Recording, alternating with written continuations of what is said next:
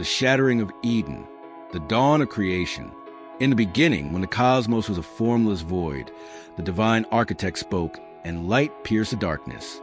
Stars blazed, seas roared, and the earth took shape, a canvas of mountains, rivers, and forests, alive with creatures of every kind. At the heart of this new world, the divine crafted a garden, Eden, a paradise where heaven touched earth. Its rivers sparkled like liquid crystal, its trees bore fruit that shimmered with life, and its air hummed with the Creator's presence. Eden was a sanctuary, a place of perfect harmony, where the divine's love flowed like the four rivers that sprang from its center. To tend this garden, the divine formed Adam, the first man, from the dust of the earth, breathing into him a soul that mirrored the divine spark. Adam's eyes opened to a world of wonder, his heart beating in rhythm with Eden's pulse. But the divine saw that Adam was alone, and from his rib crafted Eve, a partner equal in dignity, her spirit radiant with curiosity and grace. Together, they were stewards of Eden, bound by one command: eat freely of every tree, but the tree of the knowledge of good and evil you shall not eat. From the day you do, you will surely die. Yet, beyond Eden's borders, a shadow stirred. Lucifer, once the morning star, now the fallen one, cast his crimson eyes upon the garden. Banished to the outer darkness after his rebellion, he seethed with envy, hating the divine's new creation, humans, frail yet beloved, gifted with free will. In Eden, he saw a chance to wound the Creator's heart, and in Adam and Eve, a canvas for his malice. Eden was a realm of breathtaking beauty, its meadows carpeted with flowers that sang in the breeze, their petals glowing like stained glass. Golden fruit hung heavy on trees, each bite bursting with flavors that stirred the soul. Lions lay beside lambs, rivers teemed with fish that danced in the light, and the air carried scents of jasmine and myrrh. Adam and Eve walked hand in hand, their laughter echoing through glades where the divine's presence lingered like a warm embrace. Adam named the creatures: eagle, ox, serpent, dove, his voice shaping their essence with authority granted by the Creator. Eve, with her keen mind, explored the garden's mysteries, tracing the veins of leaves, marveling at the stars that crowned the night. They tended Eden's groves, pruning vines and guiding streams, their work a joyful dance with creation. Each evening, they met the divine in the cool of the day, walking among the trees, their hearts open to wisdom beyond words. Yet, Eve's curiosity burned brighter than Adam's steady contentment. She often lingered near the center of Eden, where two trees stood. The tree of life, its fruit radiant as the sun, promising eternity, and the tree of the knowledge of good and evil, its branches heavy with forbidden fruit, dark and lustrous, pulsing with strange allure. Why this one tree? Eve wondered, her fingers brushing the air near its boughs. Adam, sensing her unease, gently pulled her away, repeating the divine's warning. But the question lingered, a seed waiting for soil. Lucifer, exiled but cunning, watched from the shadows beyond Eden. His fall had scarred him, his wings charred, his radiance twisted into a smoldering malice, but his intellect burned undimmed.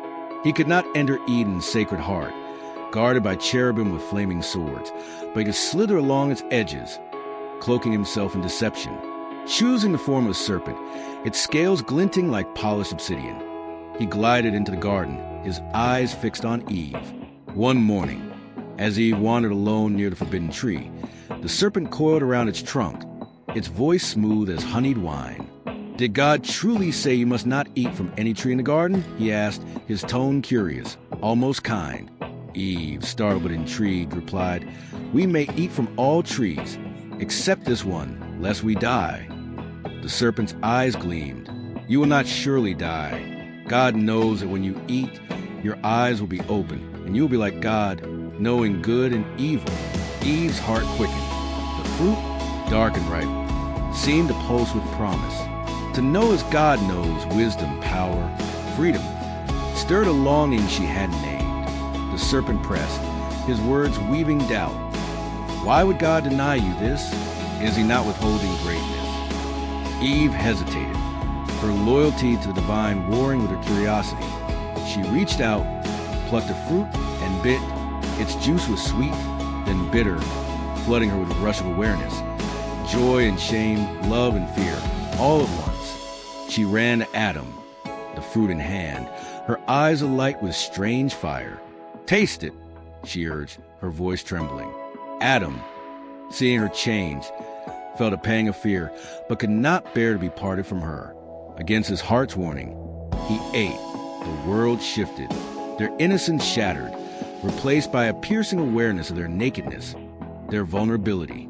They wove fig leaves to cover themselves, hiding from each other's gaze, their harmony fractured. That evening, the divine walked in Eden, the breeze carrying his presence. But Adam and Eve, trembling, hid among the trees, their hearts pounding with guilt. "Where are you?" the divine called, his voice both tender and piercing. Adam stepped forward, voice shaking. "I was afraid because I was naked and I hid." The divine's gaze, infinite and sorrowful, saw all. "Who told you that you were naked? Have you eaten from the tree I commanded you not to eat?" Adam faltered, pointing to Eve. "The woman you gave me, she gave me the fruit and I ate." Eve, stung, turned to serpent. "The serpent deceived me and I ate." The divine's eyes fell on the serpent, who hissed defiantly, his form flickering to reveal Lucifer's shadowed silhouette. "Because you have done this," the divine declared, "cursed are you above all creatures. You will crawl on your belly, and enmity will stand between you and the woman, between your offspring and hers. He will crush your head, and you will strike his heel." To Eve, he said, "Your pain in childbirth will be great, and your desire will be for your husband, yet he will rule over you." To Adam, "Cursed is the ground because of you. Through toil you will eat of it, and to dust you will return." Yet, even in judgment, the divine's love lingered, clothing them in garments of animal skins, a tender act amid their shame. The divine could not allow Adam and Eve to remain in Eden, lest they eat from the tree of life and live forever in their fallen state. With a heavy heart, he led them to the garden's eastern gate, where cherubim stood, their flaming swords blazing like stars. Eden's gates closed behind them, the paradise fading into mist, its rivers now distant echoes. Adam and Eve stepped into a harsher world, where thorns grew and sweat was the price of bread. Lucifer, cast back to shadows, exulted in his partial victory, but the divine's prophecy haunted him. An offspring of the woman would rise to crush him. In the heavens, angels wept, Michael's sword lowered in sorrow, Gabriel's voice silent.